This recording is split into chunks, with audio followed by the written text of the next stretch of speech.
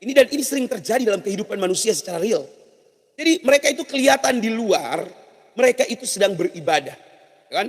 Yesus menggambarkan mereka memakai jubah panjang-panjang, mengikat tali-tali sembayang.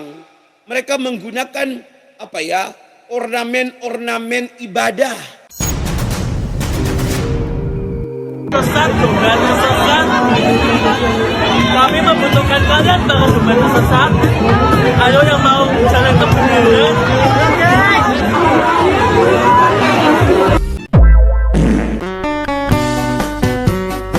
Ya.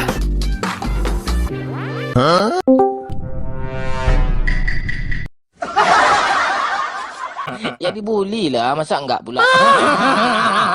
Ya, kenapa kita orang Kristen harus menjadi orang yang bersyukur? Kita menjadi orang yang paling bahagia di muka bumi ini. Kenapa harusnya orang Kristen itu adalah orang yang paling bahagia di muka bumi ini? Ya kan? Kenapa? Karena kita Sibuk mencari hiburan kan? Ya contohnya orang nonton video inilah.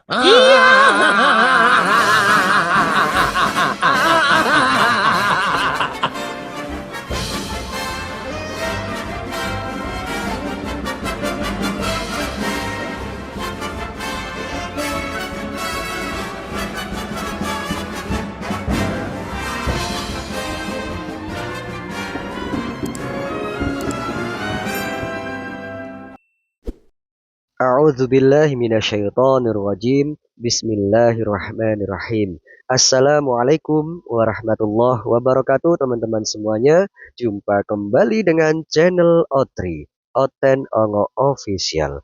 Sudah lama ya sahabat kita tidak menikmatin lawakan dari pendeta Yeremia. Dan kali ini sahabat, perut kita akan dikocok habis oleh narasi-narasi yang unik dan kosakata yang baru dari pendeta Yeremia. Mungkin dari sahabat ada yang lagi stres memikirkan sesuatu yang melelahkan, capek karena seharian kerja. Nah, disinilah obatnya sahabat. Nontonin kelakuan Oten Ongok Raya yang ada di Indonesia Raya tercinta ini. Nah, dijamin stres dan lelah Anda terobati. Berikut videonya. Nah, saya ingin menjelaskan mengenai saudara, mengapa kita orang Kristen, kita harus menjadi orang yang bersyukur. Cepta, shalom Pak. Ya, shalom juga Cepta. Ya, kenapa kita orang Kristen harus menjadi orang yang bersyukur? Kita menjadi orang yang paling bahagia di muka bumi ini. Kenapa harusnya orang Kristen itu adalah orang yang paling bahagia di muka bumi ini? Ya kan? Kenapa? Karena kita punya juru selamat. Karena kita punya Tuhan yang nampak nyata dan tidak ada keraguan sedikit pun di dalamnya. Bayangkan saudara-saudara, orang lain mau cari Tuhannya susah amat. Ya, susah di mereka. Bahkan mereka tidak bisa gambarkan Tuhan mereka seperti apa. Namun kita bersyukur dalam kekristenan.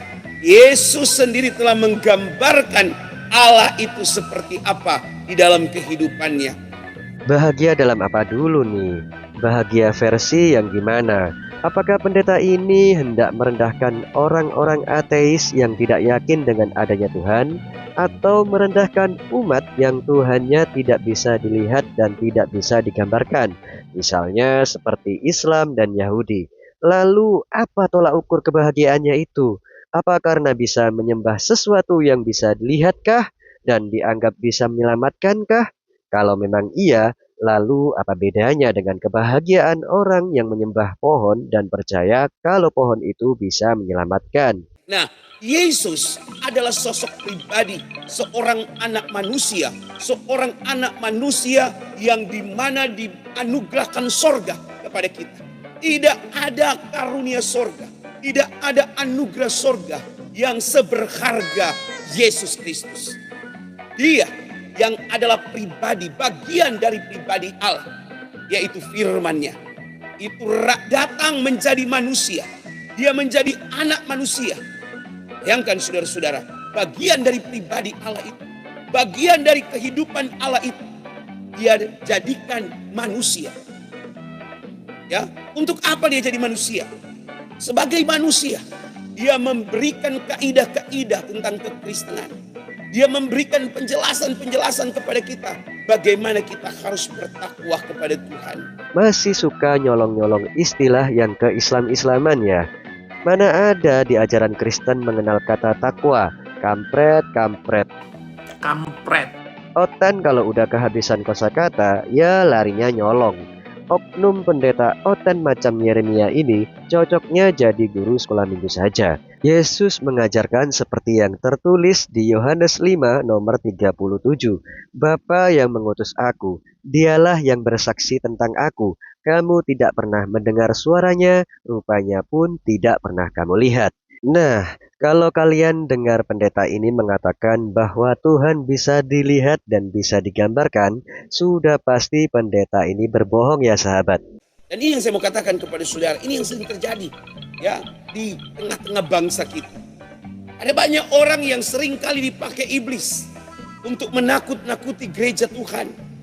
Ya, hari Minggu baru-baru, saudara-saudara, ya ada seorang gembala dan ibu gembala disidang oleh masyarakat, tapi ini diduga dilakukan oleh kepala desa, oknum kepala desa, untuk menakut-nakuti agar supaya jangan kalian bikin ibadah. Saudara-saudara, itu sudah terjadi di zaman dulu. Begitu kekristenan itu mulai muncul, hal-hal itu sudah biasa dialami oleh para orang-orang Kristen, pengikut ajaran Yesus. Nah, tapi itu pekerjaan iblis. Apakah pendeta Yeremia belum tahu soal ini ya?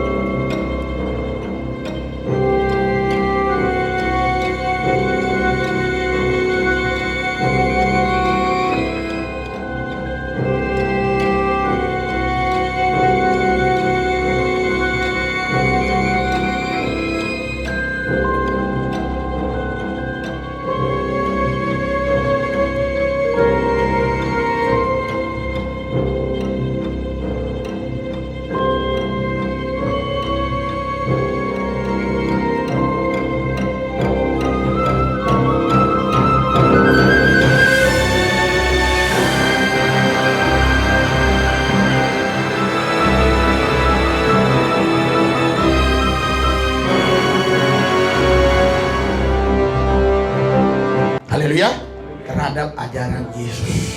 Oke? Yesus berkata kalau ditampar pipi kiri kasih, iya, hancur babak belur. Oke? Haleluya.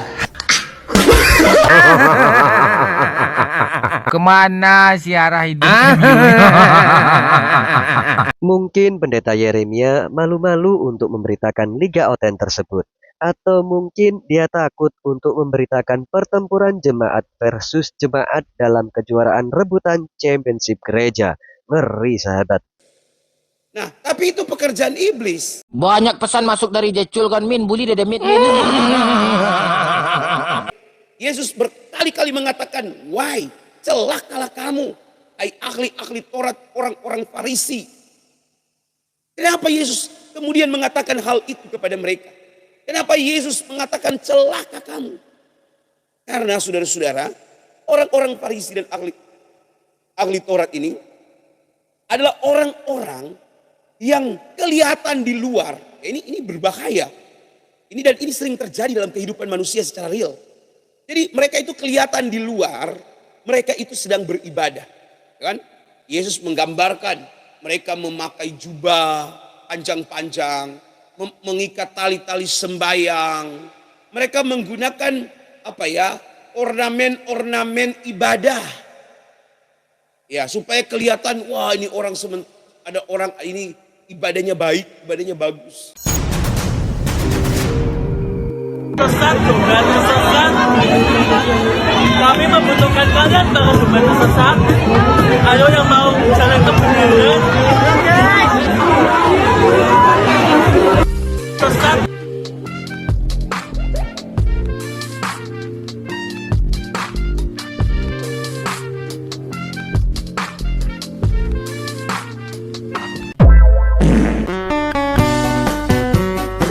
Ya,